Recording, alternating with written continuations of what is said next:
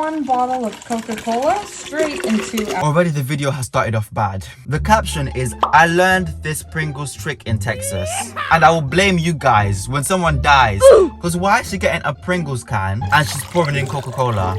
This is already a bad sign. It hasn't even been 2 seconds. Packet of dry yeast, 2 cups of flour. This should be getting nice and thick now. Why is she using a Pringles can and why is she using like a dough roller? And why does that thing look like shit? Probably wondering if this container can go in the oven.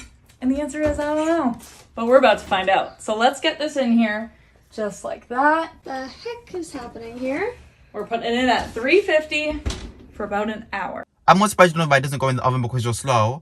But you should know that doesn't go in the oven because, bitch, it's a Pringles can.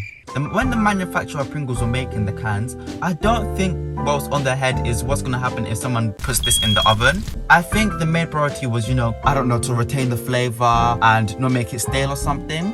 I don't think they designed it to, you know, go in ovens and go through like, I don't know, like 200 degrees Celsius heat. My goodness. I'm literally so excited to slide this out of here. Oh! Oh yeah. Oh my goodness. No way. That's incredible. Like seriously, look at that. What the hell is that? If someone asked me guess what this was, I don't know what I would say. Because it looks like meat, but it looks like cake, but it also looks like bread. And I'm pretty sure when you're making something that's baked, it's not supposed to be looking like meat. It literally looks like something you'd find in a block sewage pipe. This looks like shit. Like actual shit. It's literally made out of Coca-Cola and Pringles. Start wrapping this around. Pepper and our salami right in between our Pringle bread. Take a ham and a pineapple and do the same thing. How can you eat pepperoni and pineapple with Coca-Cola bread? Everything's better with cheese, don't you think? Heck yeah. But all you gotta do is broil. And I'm sorry, cheese can't fix this, mate. Don't bring in cheese because cheese can't help you. This is disgusting. French onion dip. Garnish that with some chives. You get to pick 2 pieces of bread and dip as you pull it up. That's awesome. Cheers.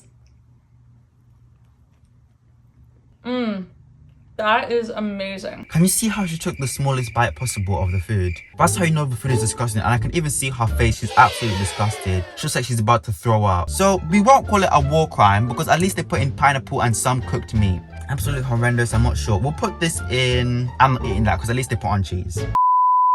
Every single time I go to the next video, it's something that looks absolutely atrocious and disgusts me. And the captions just confuse me. The caption is, finally a delicious way to cook cabbage. But what I'm seeing don't look delicious. This is going to be so crazy when we cut it open. Giant cabbage, chop off the top. Make a big opening, scoop out all of the insides. Let's set that aside. And we're going to add 3 pounds of ground beef to our bowl. Leave the ground beef alone. Please, leave poor animals alone. This woman loves torturing dead animals. Please. Leave the dead animals alone. This beef could have went to make a nice lasagna or a nice burger. Or you've used it to make God knows what. And 2 eggs. Good thing I'm wearing gloves because we are going to mix this all together. Let's get our cabbage back and start filling it up with our meat mixture and just bring the meat all the way up the edges. Slide our blocks of cheese into the cabbage. Now we're gonna move this to a glass dish. We are going to start putting ground beef all on the outside of our cabbage. This is supposed to be a way to cook cabbage, but it just seems like a way to cook meat.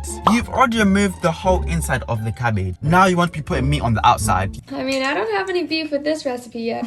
Now let's take 1 more piece of ground beef, and there you have it. We have our big giant ball of meat. This isn't cabbage. This is literally not cabbage. It's literally not cabbage. This is not cabbage. She got the thing and she's wrapped the whole thing in meat. You can't even see the cabbage. It's just one big meatball at this point. All right, before we bake in this, we're gonna bake in this. Wrap that from the top down. This is the biggest ball of bacon I have ever seen. I'm hoping the bacon comes and fixes this because I think that's the only thing that can make this better. Also about the cheese. The cheese will make it better. But I just have a sense that this food's gonna be raw. 325 for 2.5 hours. Are you ready?